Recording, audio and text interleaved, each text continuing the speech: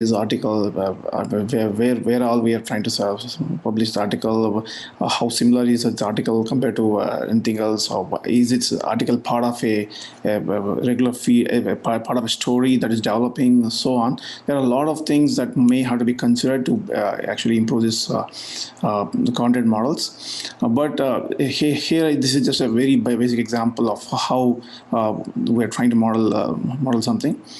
Once we have developed a model for the articles, we also need to bother about user modeling. One example is where you can simply model a user as a sum of all the articles that user has read or user has liked. If user actually gives ratings to these articles, if, for example, they click on some button which says they like an article or they don't like an article, so on, we can use that information to build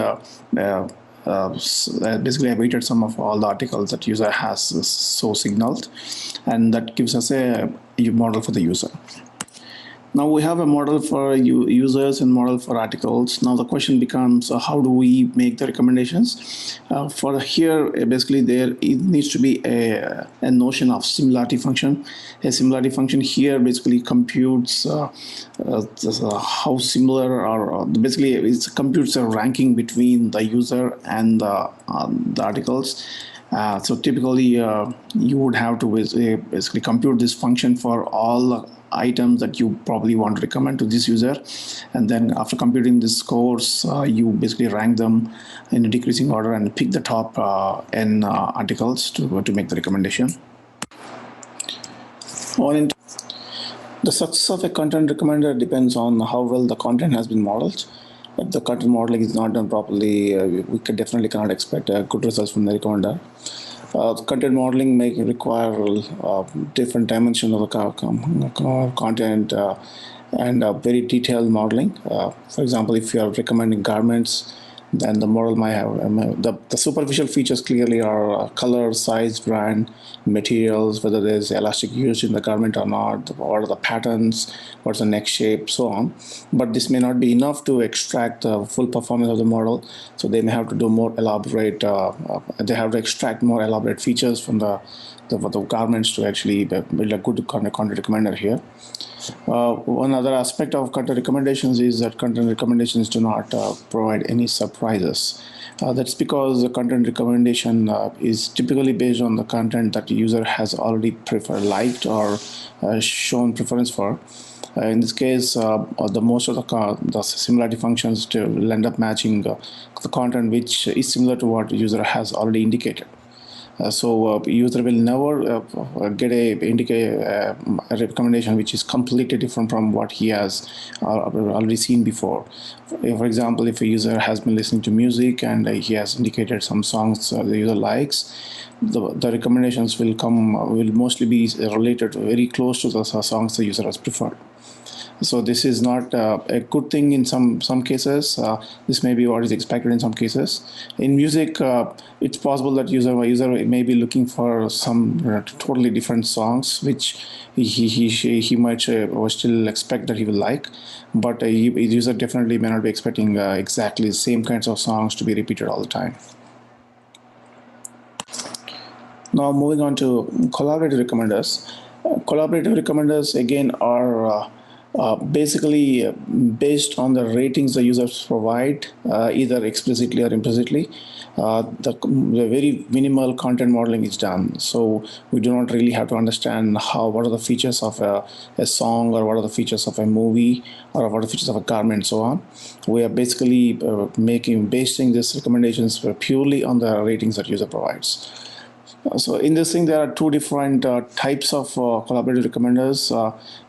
Basically, we have memory-based recommenders or model-based recommenders. Memory-based recommenders basically remember the ratings that user has given and use those remembered ratings to provide recommendations. Whereas in model-based, we try to extract a succinct array, a simpler model which captures all the user ratings and the interactions.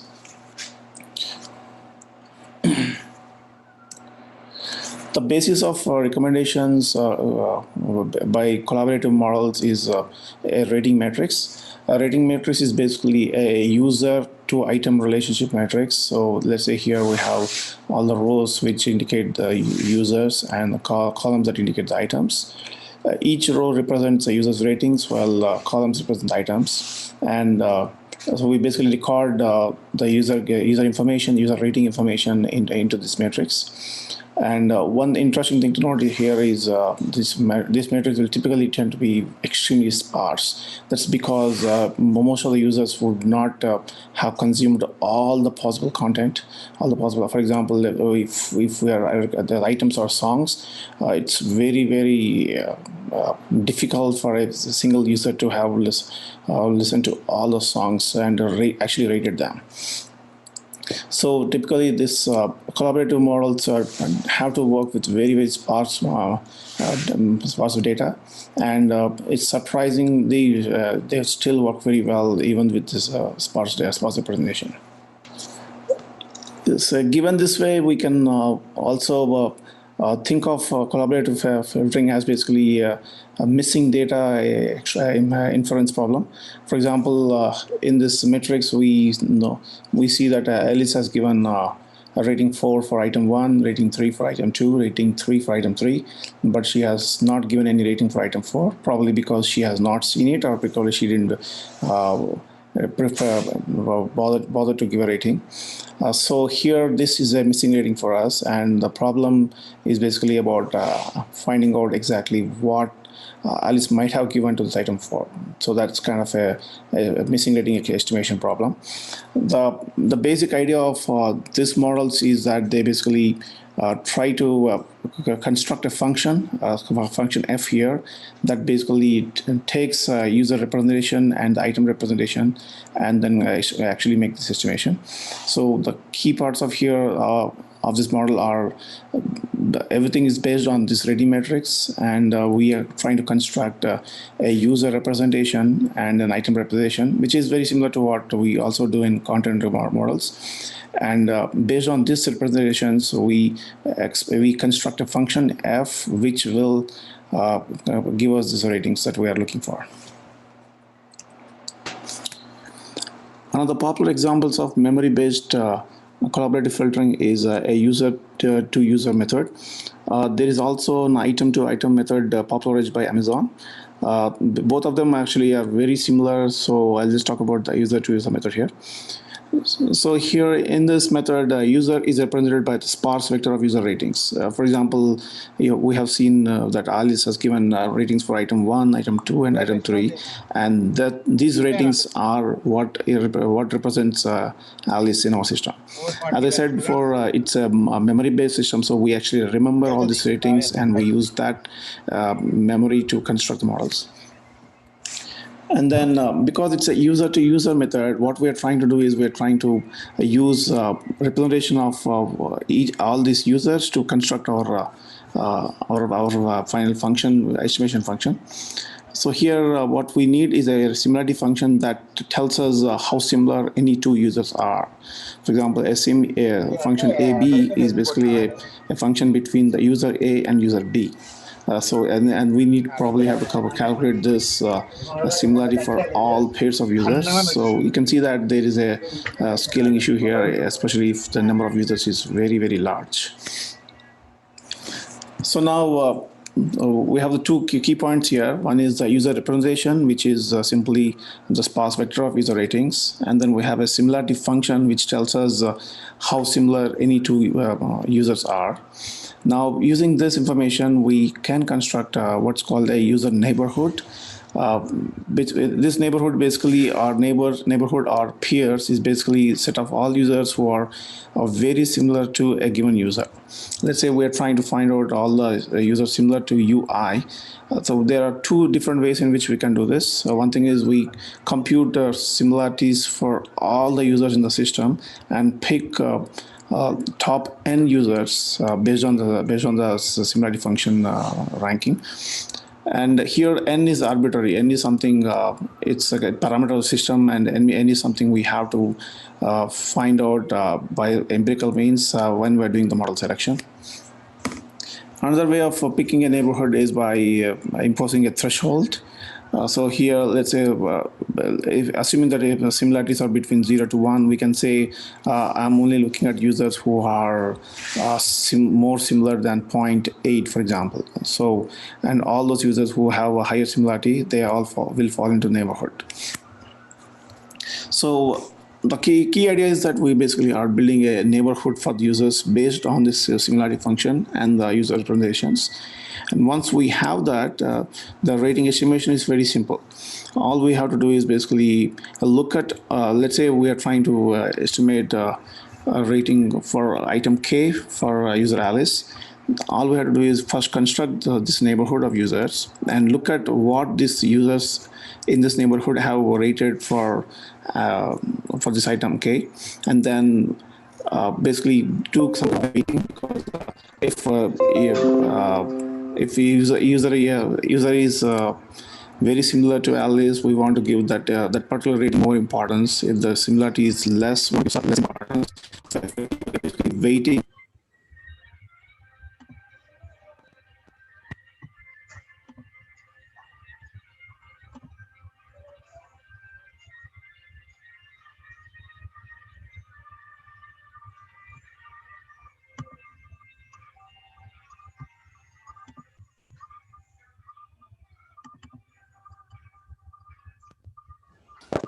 Hello, everyone.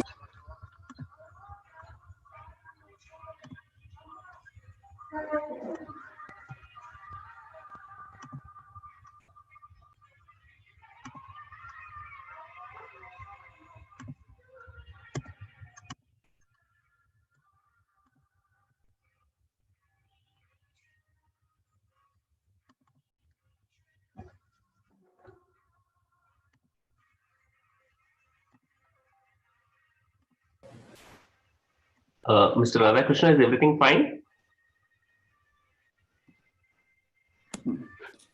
Yeah, I'm okay. The recording is coming from India. There's a problem there, I think.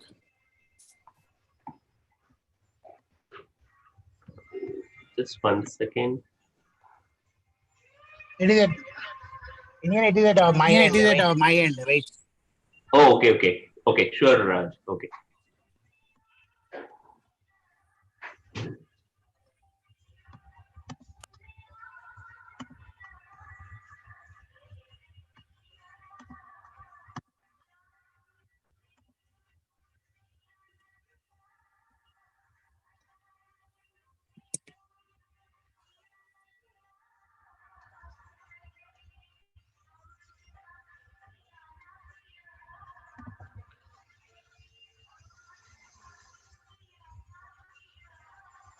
Yeah, now I got ghost. I think something problem happened.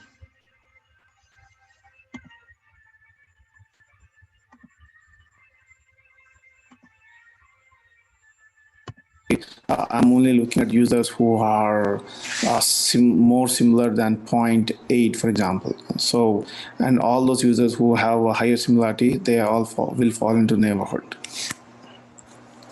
So the key idea is that we basically are building a neighborhood for the users based on this similarity function and the user representations. And once we have that, the rating estimation is very simple.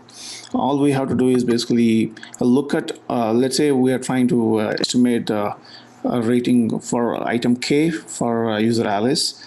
All we have to do is first construct this neighborhood of users and look at what these users in this neighborhood have rated for this item K, and then basically do some kind of weighting, because if user is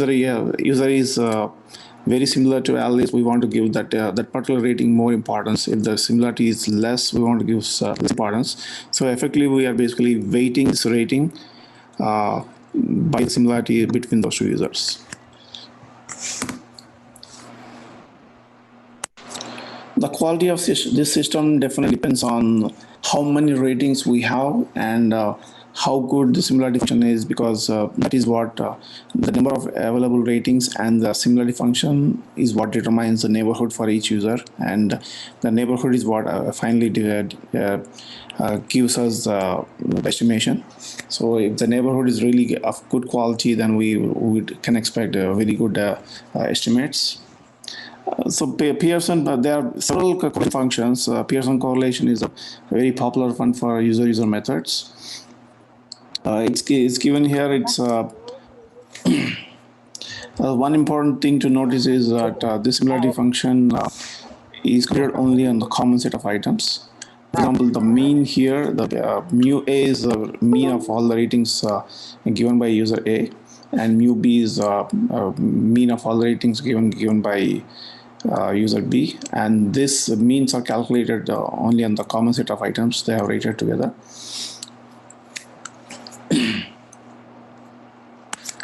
Because this similarity function is based on the number of items in the common set of ratings, there's one issue we have to consider. What if the number of items the users have rated together is only 2?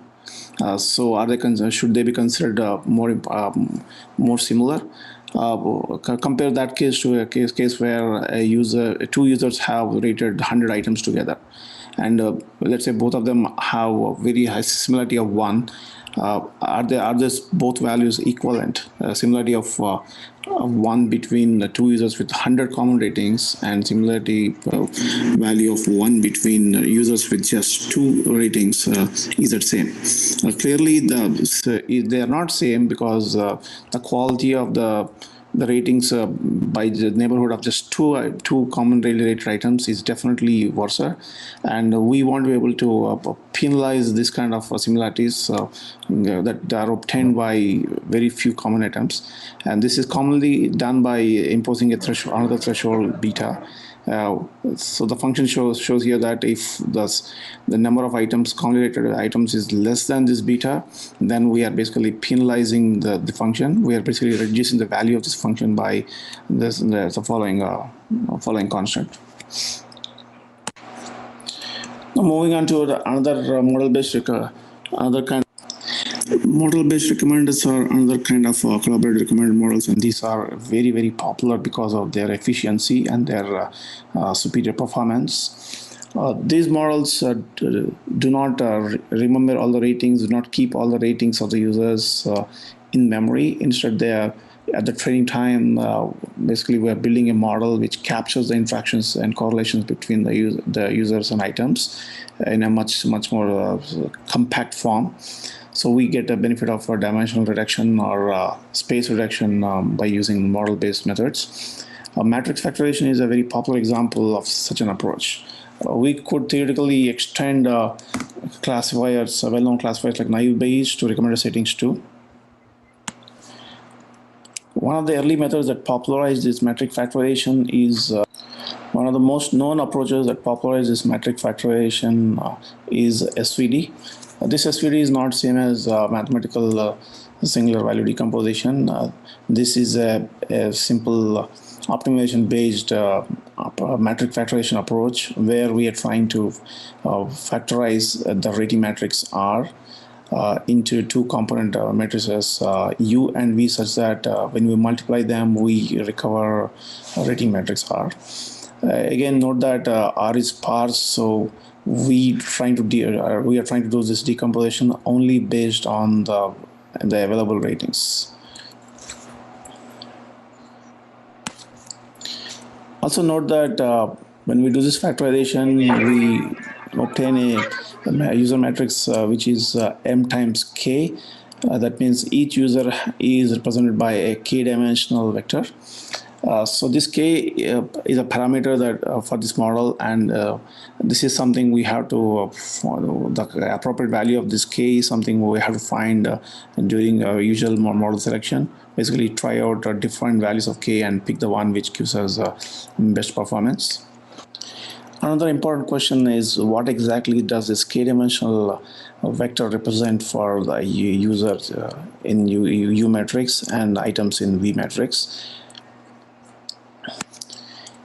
Any item that we are recommending has a lot of dimensions, a lot of interesting features in it.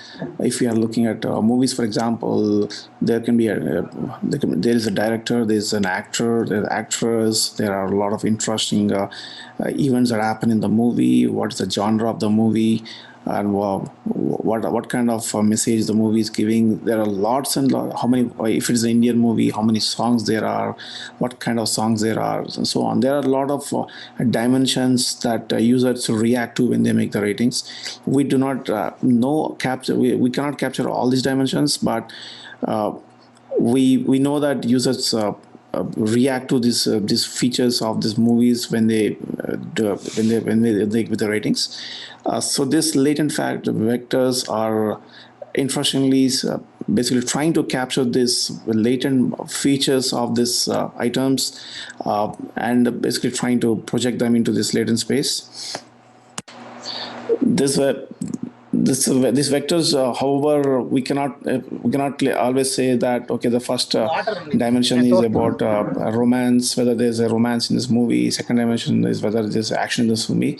We cannot say that. It's latent, so it's not easy to describe these features that this k-dimensional vectors represent. But it's important to realize that though we cannot explain them, this model is able to extract these features. It's not easy to define this these features, these latent features, unless we're doing some very simple modeling. So let's look at what exactly, how exactly we are going to compute this model. So in this SVD model, the problem is we are trying to find this latent vectors UI. UI is one row of this matrix U, and it's k-dimensional. And we have m users, so basically we are trying to find that many parameters, basically m vectors. Each vector is of dimension of k, and then we also are trying to find matrix V, which has n items. So basically we have again n item vectors of dimension k, and so these are the parameters of this model.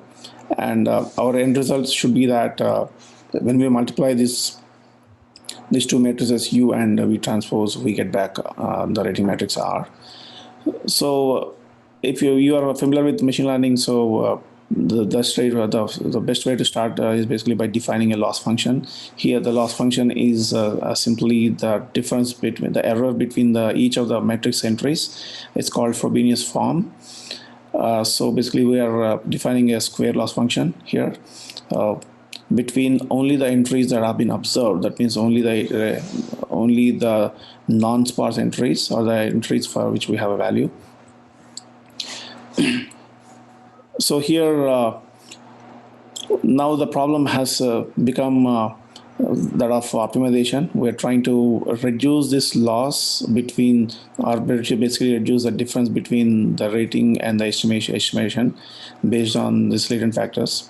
And we are trying to find the various values of this UI and VJ such that we basically minimize this loss function.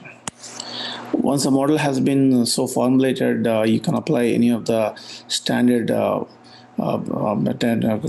techniques to solve this problem, or we can apply gradient descent or alternative least squares. There are a lot of methods that can be used to solve this. The important point is to be able to get here to understand this model as an optimization problem, and the fact that R is the ratings Rij are the ones we have observed, and the matrices U and V are the parameters of this model. We are trying, this is what, not the parameters, these are the values we are trying to estimate for this model. Now the dot product of these latent vectors is what is supposed to give us back this rating Rij. Say we are trying to estimate the value of the value of the rating given by user I for the item J. So all we have to do is basically extract this user latent vector UI and the item latent vector VJ, and then compute the dot product between them, and that result should give us back the rating Rij.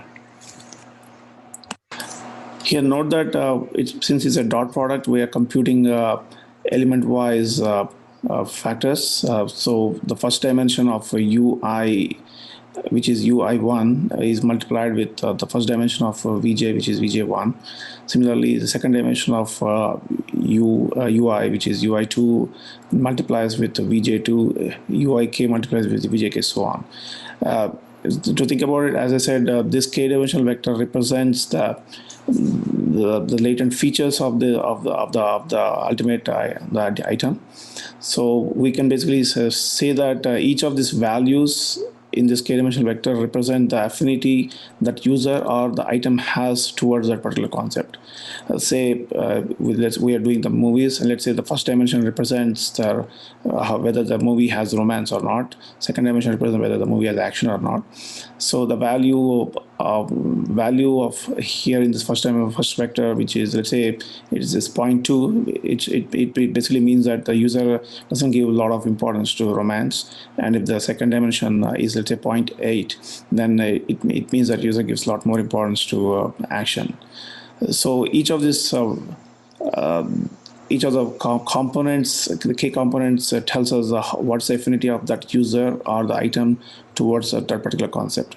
Again, as I said before, these are all latent concepts, so we do not actually know what each of these components represent.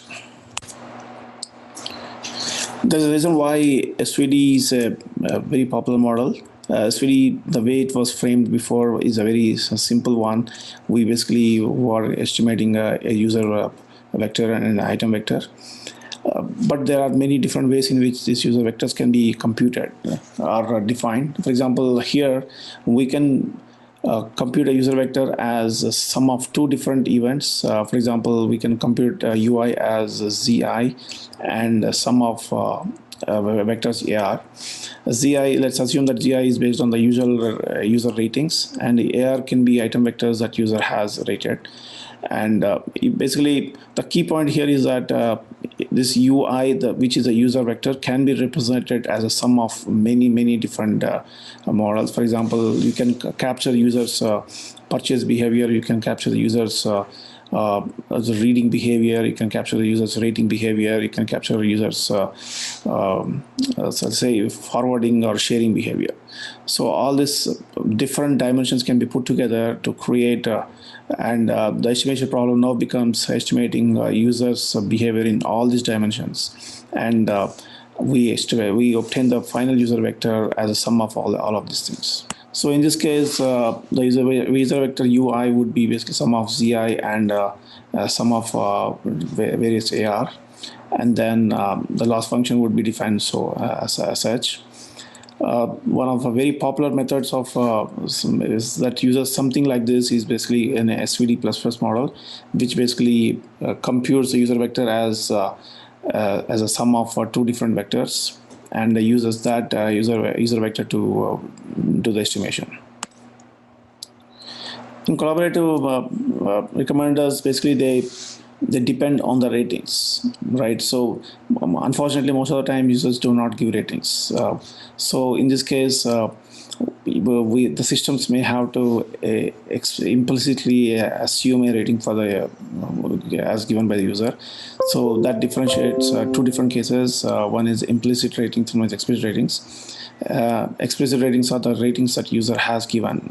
Let's say the system asks a user to rate a particular song or a particular movie, and if the user rates them, that's an explicit rating.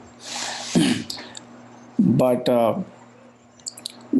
as I said, there are many times where user does not give ratings. In this case, ratings are implicitly inferred by the system. For example, if a user has watched a video fully, then we can assume that user actually liked that video. And if he is quit before, let's say after 5 seconds, then we can assume that the user clicked on it either accidentally or user did not like the video. So this kind of inference we are doing is basically we are trying to estimate the value of that item for the user based on the user's actions. So that's why it's an implicit rating. So when it comes to explicit ratings, when the users actually give ratings, users typically tend to have some bias. So when, for example, some users might give very good ratings for everything, even if they don't really like it much. These users are very generous. They might always give ratings of 3, 4, 5 for every movie. On the other side, there are some users who are very stingy and they give very bad ratings, and they do not give out good ratings. Right. So clearly, when the users rate items, they display some kind of bias, and this bias would has to be corrected to for this collaborative model to perform better. So there are models which actually can capture this user bias, item bias, and the global bias, and remove them, and then estimate based on the remainder of the ratings. There are certain problems that collaborative recommenders have. One of them is clearly that they work based on the ratings. So if there are not enough ratings in the system, for example, let's say you started a new system and you do not have many users rating or many items that have been rated, it's difficult to build a high quality collaborative recommender system here. So this kind of thing is called a cold start problem. This happens even in normal systems when a new user is introduced into a system, and that user has no rating, so we cannot find the user's neighborhoods, nor we can do any estimation for this user in the model-based systems. Similarly, if a new item is introduced into the system, that item has not been rated by anybody, so it's not easy to make a recommendation for that, recommend that item to any user. Similarly, there are some users in the system who have extremely different tastes, and they probably would have rated some items no one else has rated. This is called a gray sheet problem. And these users, because they do not have any overlap with any other users, it's not possible to recommend items to these users. Our collaborative models depend on the community collaboration. So they capture not only the user's interest, but also the interest of the entire community. So when the recommendation happen, the user will get to see different interests that are captured by his neighborhood or the community as a whole. So this kind of collaborative recommenders can provide what's called diversity in the recommendation. Just like any other machine learning system, validation is an extremely important. As with any ML system, measuring performance of a system is quite important here.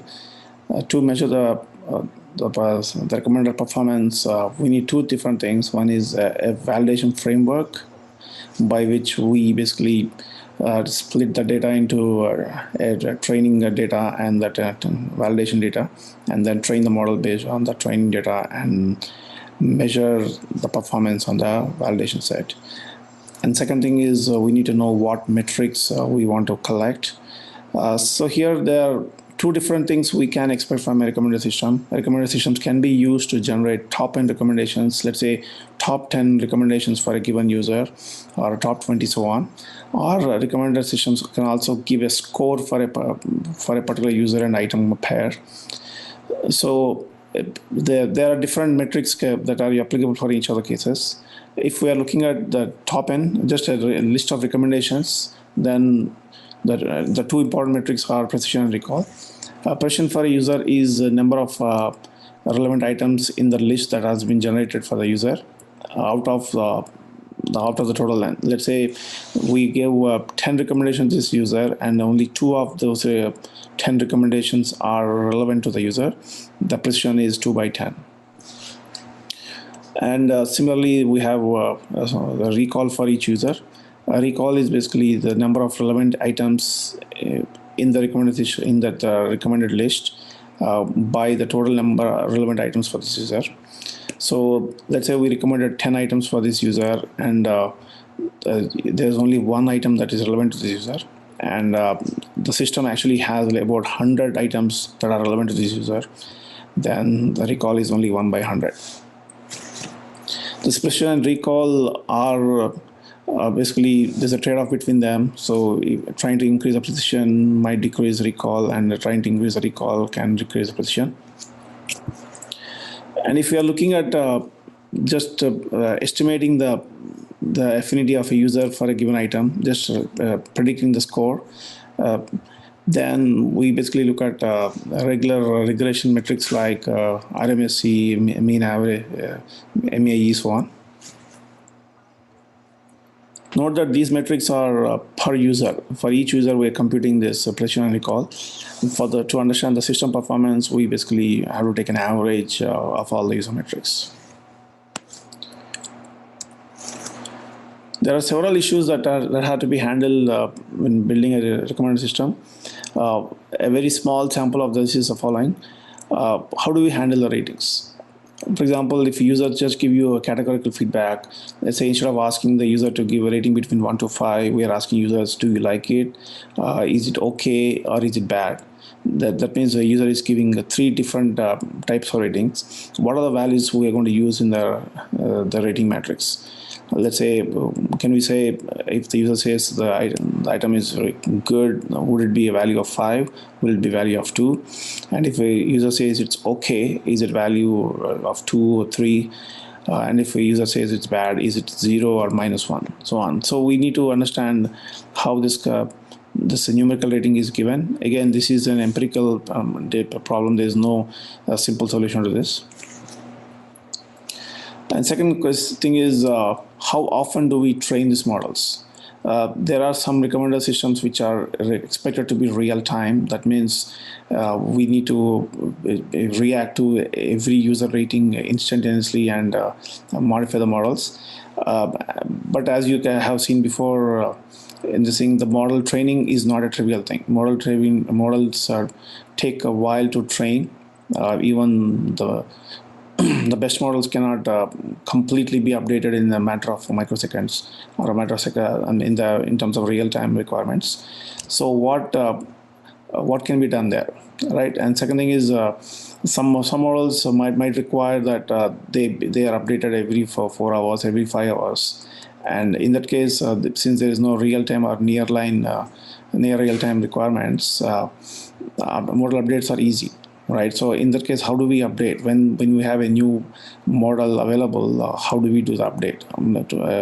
And note that we don't want to remove the system from online. We need to keep it highly available. How do we change the model while keeping the model system alive? Another important thing that is usually overlooked is the recommender algorithms are cool, and there are several of them. Again, you can experiment all of them, but they're all part of a system. The recommender system depends on a lot of data, and there should be a mechanism by which this data is being updated, cleaned, processed, so on. The data can be fed into a recommender system or a training system, and that's after this training is done. New training models need to be updated. So there's a larger power system here. The system design is aspects involved here. In this very simple system, I am showing the data streams are coming in and they are being stored in an SQL, and a pipeline would pull the required data out of this SQL and put them into, let's say, Elasticsearch. And that's basically the preparation data. And this prep data is pushed into a compute farms where either Java or Spark-based systems churn through this data and produce final models. And these models are again updated into Elasticsearch. And the server which talks to the user or which listens to the user, and basically is picking up the models from this Elasticsearch and serving the user through this API interface. There are some interesting things to observe here. Because the data does not directly go into the models. Before the data becomes useful, it actually goes through SQL, where there may be a lot of delays. Then it goes into Elasticsearch as prep data, and then goes into compute farms, and then comes back. There is a lot of delay before that any data actually becomes a usable in intelligence for system. So clearly, this system is not a real-time system. A user, after giving a feedback, might expect his feedback is considered immediately, and that doesn't happen in the system. So the point of this was to basically indicate that the system design is very important for the recommender systems, and there are a lot of requirements that we have to consider when making any kind of designs like this. And one more aspect here is ultimately all the results from the recommender are going to be shown on a UI, a front end in this case, and how the results are displayed actually plays a big role in terms of the recommender performance. We had a case when we basically, after building a recommender system where we were not seeing any significant lift in the business metrics, and later we found out that that's because the UI was displaying the results, the recommendation list in a very non-optimal way. For example, a user had to go all the way down in the window to find these recommendations, and most of the people do not do that. So most of the time when we thought the recommenders was not working, users were not even aware of the recommendations. So the message is that all these aspects have to be considered, and that's important for the whole overall system to perform very well. And building a recommender is just not about writing a nice algorithm. It's also about thinking about what are the features users are expecting from it. Should it be real time? If there is going to be delay, how much delay is acceptable to the users? And how effectively are we presenting the results to the users, so on. In this introduction talk, there are a lot of things I skipped about recommender systems. Hopefully, we'll get to talk about those some other time. Meanwhile, thank you so much for listening to this presentation. And if you have any questions, please let me know. Thank you.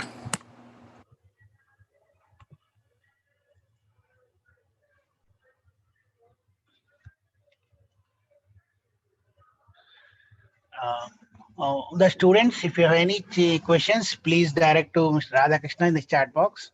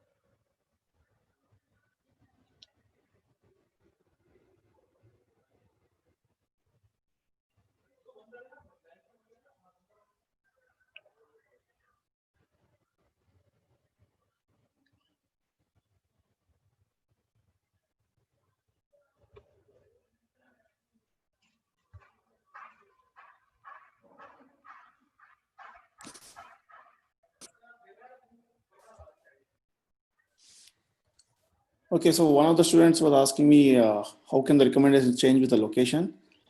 To change the recommendations with the location has to be part of the system features. For example, you might build a different set of different list of recommendations for each location. So let's assume that this is due to mobiles. Whenever you carry a mobile from one location to another location, the location is changing, and this location is sent to the recommendation system, and the recommendation system knows the location, and based on the location, it selects a different set of items and picks the best ones, applying the algorithms. So that's how you can change the system recommendations based on location.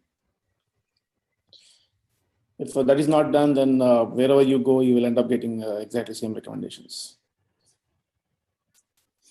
So I hope from this presentation, you can see that there's a lot of work that goes behind recommended systems, and everything has to be thought through. For example, using the location as a feature is definitely a very important thing for mobiles, because people who are carrying mobiles and they go move from one location to another location, and let's say we are recommending the nearby restaurants or nearby stores, then definitely that kind of recommendation system has to understand the location, and it has to make the recommendation based on the location.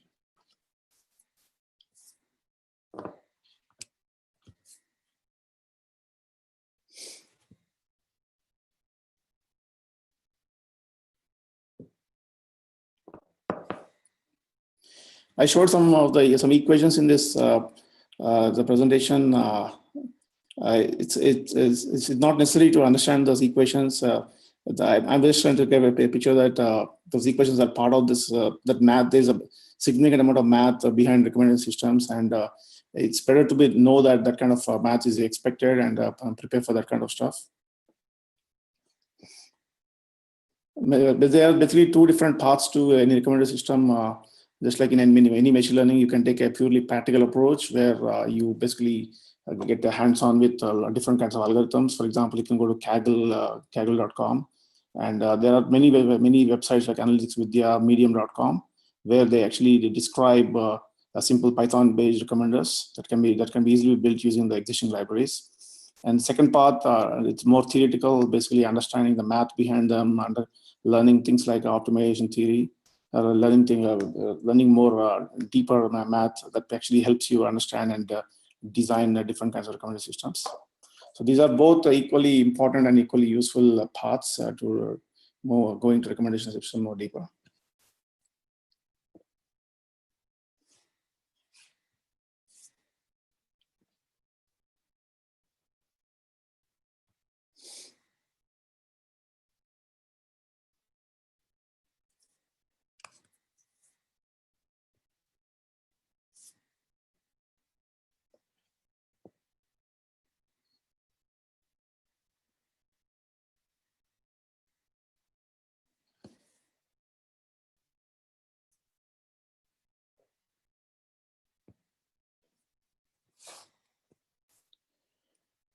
Okay, so one question was, should we consider recommendation from different people in different ways?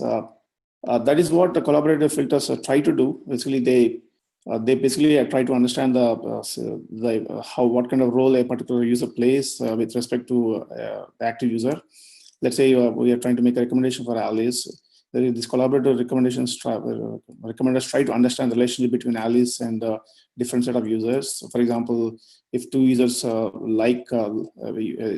say, let's say there's a user Bob and user Alice always prefer same kinds of things. It considers that. It considers that kind of correlation between those users and making the recommendation. And if there are some users who always disagree with Alice, it considers that kind of information also. And that's why when we compute the final ratings, we basically are we're computing a weighted average, and that's why we are looking at what is the strength between the different users. In terms of job opportunities, machine learning is actually exploding. There are several startups I know about both in India and in US, where people are working on different aspects of some machine learning. Machine learning has gone into healthcare. Machine learning has gone into, there's several recommendation systems. There are lots and lots of startups in IoT. Basically, there are a lot of machine learning related jobs, even in networking systems, networking companies. What else? In analytics companies, a lot of them. So machine learning is definitely a huge growth opportunity. And there's so much requirement, and there are very, very few people who are actually ready to take on the kind of jobs. So in the next couple of years, I can definitely see a huge explosion for the opportunities in this space. How is machine learning useful in space science? Basically, drones are very important, right? The drones and automatic control. It's not only machine learning, but AI in general. Basically, we have, for example, if you are trying to drive a system on Mars, like the Mars rover, it has to be controlled from Earth, and but it also has to take a lot of its actions by itself. So that is basically reinforcement learning, which is part of machine learning.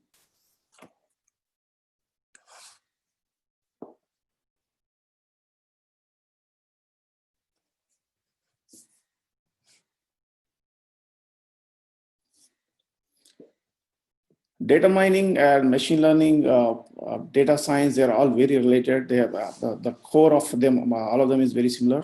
For example, data mining requires a lot of statistics. It requires a lot of understanding of the data. So, but there are two different tracks. Data mining's focus is on basically understanding the patterns in data, whereas machine learning is about learning certain things and basically trying making algorithm do things by itself.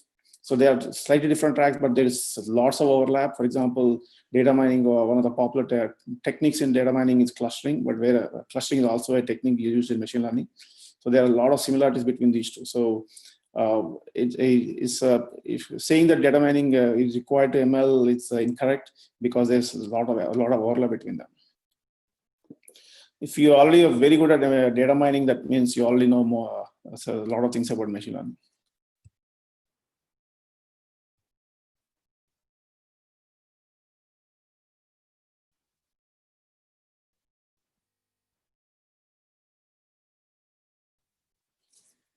Again, as in machine learning, there are lots of different areas. One of the very popular areas is natural language processing. Nowadays, natural language understanding. Basically, you can design chatbots. You can design. You can understand the text, and based on that, you can develop question and answer systems automatically. Hello, students. If you have any further questions, please kindly post it note. Otherwise, we will thank Radha Krishna for his session. And I do not know about Watson IBM, but Watson IBM Watson definitely does a lot of machine learning related work. They're in the forefront of this thing. They have released a lot of educational videos on how to use machine learning. But I do not have personal experience with IBM Watson. Sorry. And just to complete my previous topic, machine learning has several areas. One of them is natural language processing, NLP, which is very, very popular nowadays. And then we have something else called computer vision, which basically deals with how do we deal with images, how do we process images, how do we process video, so on. And then we have this regular applied machine learning. And then nowadays, there's a big focus on deep learning, which basically is using neural networks with several deep layers.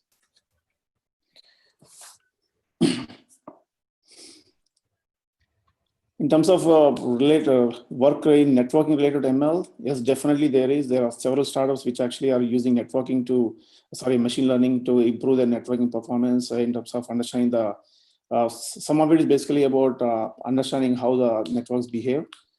In terms of when there's a heavy load, basically when do we predict there's going to be a lot of load on the routers, and what can we do about it? How can we adaptively increase the number of routers, so on.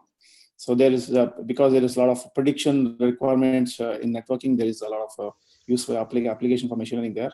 There are a lot of startups which actually are trying to hire for this particular roles in networking nowadays, in machine learning nowadays. In terms of healthcare definitely is again one more exploding area for machine learning. For example, there are several startups which basically are trying to automatically convert the medical records into. To do that, basically you need to take a picture of a document and basically automatically translate it into a proper document. That is a lot of optical learning involved there. And then basically there's a lot of risk estimation you can do in healthcare.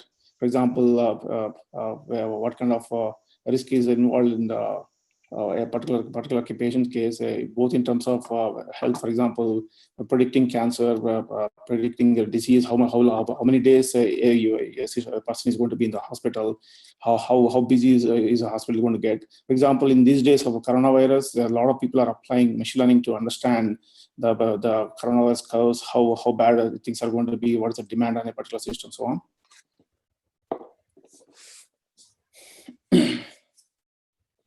And there's one recent healthcare startup which basically is trying to improve the back end of the healthcare. For example, when typically in healthcare systems, when users have taken the treatment, basically they apply for claims, and this claim processing is a very tedious process.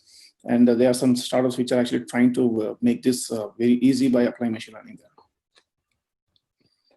As for my work in latest in ML, basically the most recent ML work I have done is basically building chain-related models. I'm currently working on building a topic modeling system for a web-based startup. As I said, most of my experience is on building recommender systems and very large scale machine learning systems for advertising technologies.